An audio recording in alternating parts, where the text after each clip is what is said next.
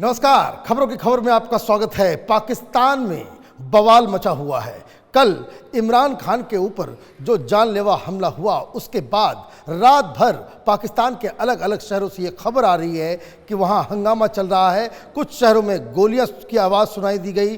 Protesters लगातार सरकार को निशाना बना रहे हैं और इमरान खान ने मामले को शांत करने के बजाय और भी इसमें एक नया ट्विस्ट दे दिया, जब उन्होंने कहा कि उनके ऊपर ये जो हमला हुआ है इसकी जिम्मेदारी वहाँ के गृह मंत्री सनाउल्लाह और प्राइम मिनिस्टर के ऊपर है और इसलिए इस पे जमकर राजनीति हो रही है। लेकिन इससे कहीं ज़्यादा इम्पॉर्टेंट बात यह है कि जो वज़ीराबाद के अल्लाह वाला चौक के ऊपर जो हमला हुआ, उसके राज अब गहराते चले जा रहे हैं। दरअसल बताया यह जा रहा है कि कुल मिलाकर 2 हमलावर थे, एक को पकड़ लिया गया और दूसरा मार गिराया गया। गोलियां अंधाधुंध चली। वहां पे 5 से 7 लोग घायल बताए जा रहे हैं। इमरान खान को गोली लगी है, एक की मौत हो गई है और तो और 3 बड़े नेता पीटीआई के, इमरान खान की पार्टी के, वो घायल बताए जा रहे हैं। अब सवाल ये है कि ऑटोमेटिक गन, और अगर हम चौधरी की बात माने तो कहा जा रहा है कि AK-47 से हमला हुआ। अब जो शख्स पकड़ा गया है वो ये बता रहा है कि वो मोटरसाइकिल लेकर अकेले ही उसने ये सारा प्लान बनाया और वो इसलिए नाराज है क्योंकि इमरान खान लोगों को गुमराह कर रहा है। और दूसरी बड़ी वजह जिसकी वजह से उसने हमला किया वो ये कि नमाज के समय जो वो शोरगुल जो होता है, जो डीजे बजता है इमरान खान की रैली में, उससे वो नाराज़ था क्योंकि वो इस्लाम के ख़िलाफ़ है। मतलब ये बहानेबाजी बना रहा है। लेकिन जो घटनाक्रम को अगर आप देखें कि जो शख्स मारा गया वो कौन है, कहाँ उसे ट्रेनिंग दी गई, ये इस तरह के हमले कोई अचानक से नहीं हो जाता, क्योंकि इसके लिए बहुत प्लानिंग की आवश्यकता होती है। 10 मीटर के रेंज तक ये हमलावर कैसे पहुंचे, और तो और जो शख्स पकड़ा गया है उसने 2 गोलियां चलाई। वीडियो में साफ साफ दिख रहा है उसने सिर्फ 2 गोलियां चलाई। पहली गोली उसने हवाई फायर की, मतलब हवा में चलाई। बगल में एक तहरीके इंसाफ मतलब पीटीआई इमरान खान की पार्टी का कार्यकर्ता, वो उसकी हाथ को पकड़ लेता है। दूसरी गोली चलती है, वो जमीन में जाकर लगती है। ये वहाँ के इन्वेस्टिगेटर्स बता रहे हैं, वीडियो साक्ष्य सब बता रहा है। लेकिन जो शख्स मारा गया उसकी गोलियां जाकर इमरान खान के पैरों में लगी। 3 गोलियां लगी हैं और ये ऑटोमेटिक राइफल से किया गया हमला है। अब जिस शख्स को मारा गया, किसने मारा, क्यों मारा, क्या सबूत हटाने के लिए मारा गया, और क्या इसके पीछे पाकिस्तान की आर्मी अपने रास्ते इमरान खान को हटाने की कोशिश में इस तरह की साजिश का अंजाम दिया गया। कई सारे सवाल हैं जो पाकिस्तान के लोग, पाकिस्तान की मीडिया और तमाम लोग ये सवाल पूछ रहे हैं कि इसके पीछे पाकिस्तान की आर्मी का हाथ तो नहीं है। क्योंकि आप देखिए पाकिस्तान के अंदर जब भी इस तरह के हमले होते हैं उसके पीछे ISI। कुछ दिन पहले इमरान खान ने क्या कहा था, इमरान खान ने प्रेस कॉन्फ्रेंस करके ये कहा था कि वो ISI की सारी पोल पट्टी खोल देंगे। और ये दावा वो इसलिए कर रहे हैं क्योंकि उनका ये लगातार ये स्टैंड रहा है कि पाकिस्तान की आर्मी ने विदेशी ताकतों के साथ मिलके उनकी सत्ता खत्म की, उनको प्रधानमंत्री के पद से हटाया। एक साजिश रची गई और लगातार वो जो रैली जो कर रहे हैं लॉन्ग मार्च, उस लॉन्ग मार्च के दौरान लगातार वो आर्मी के खिलाफ बोलते चले आ रहे थे। और इसीलिए जो आम राय बनता चला जा रहा है कि इस तरह के हथकंडे पाकिस्तान के अंदर सिर्फ ISI और पाकिस्तान की आर्मी करवा सकती है। ये भूलना नहीं चाहिए कि जिस तरह से ये हमला हुआ है, इससे पहले भी ठीक ऐसे ही पॉपुलर लीडर की हत्या इसी तरीके से एक रैली के दौरान की गई थी। बेनजीर भुट्टो जब इलेक्शन के दौरान वहाँ बाकायदा जनरल मुशर्रफ के खिलाफ उसने यलगार की घोषणा कर दी थी, वो लगातार तानाशाह मुशर्रफ के खिलाफ आवाज़ उठा रही थी, तो हुआ क्या, हुआ ये कि उस पर हमला कर दिया गया। बाद में कई सारी चीज़ें आई और भाग गया ये मुशर्रफ, कायरों की तरह वो वेस्ट एशिया में बैठा हुआ है, क्योंकि तमाम सबूत और जो जानकारी हासिल हुई, मालूम चला कि बेनजीर भुट्टो की हत्या वहाँ आर्मी ने कराई थी।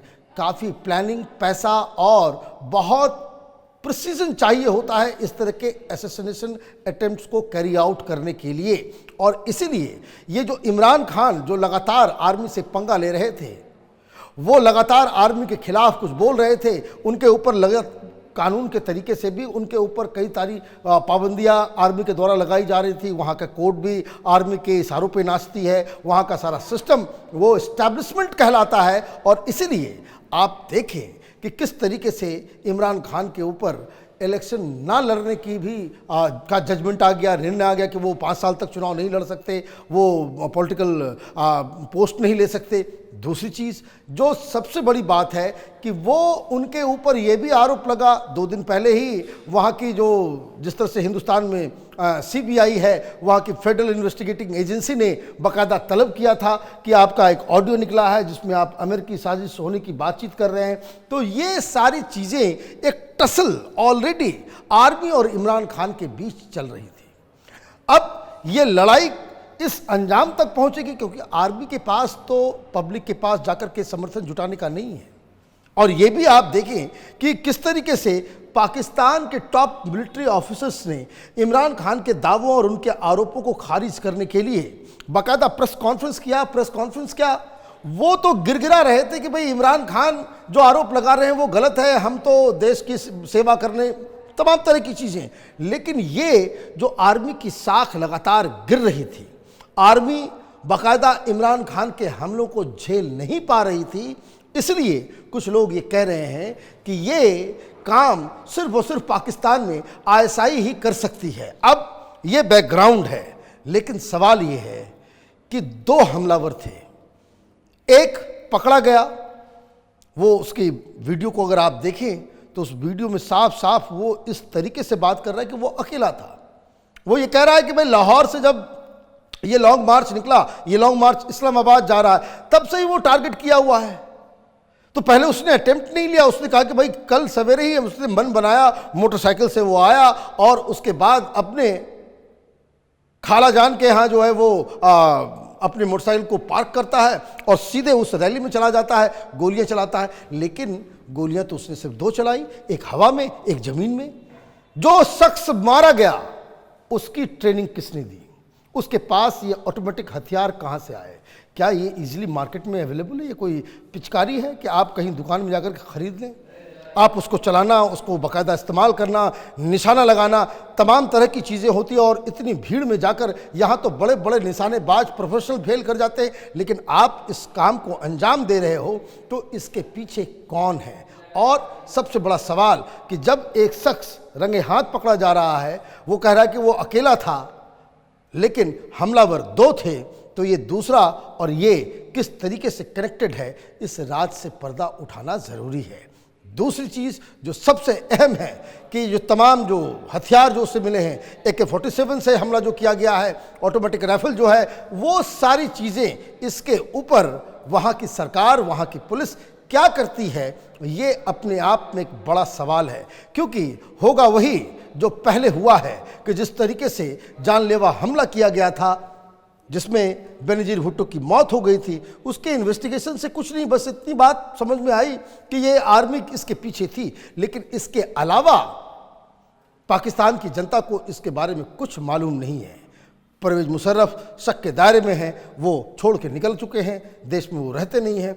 लेकिन इमरान खान की जान लेना कौन चाहता है, ये बड़ा सवाल है। लेकिन एक बात तो कहनी पड़ेगी कि अभी तक पाकिस्तान में किसी ने ये नहीं कहा कि ये काम हिंदुस्तान ने किया है। अदरवाइज़ पाकिस्तान में हर बार कुछ इस तरह की घटनाएं घटती है तो वो सारा ठीकरा हिंदुस्तान और रॉ के ऊपर फेंक देते हैं। लेकिन जिस हिसाब से वहाँ पॉलिटिकल सिचुएशन क्रिएट हुई है, उससे साफ साफ लग रहा है कि इस हमले के पीछे आर्मी और या फिर कोई इस तरह के अधिकारी जो ISI से जुड़े हैं, उनकी साजिश नज़र आ रही है। हमारी नज़र इमरान खान की इन तमाम घटनाओं के ऊपर बनी हुई है। आप देखते रहिए कैपिटल टीवी। हमारे वीडियोस को लाइक कीजिए, शेयर कीजिए और हमारे चैनल को सब्सक्राइब कीजिए। धन्यवाद।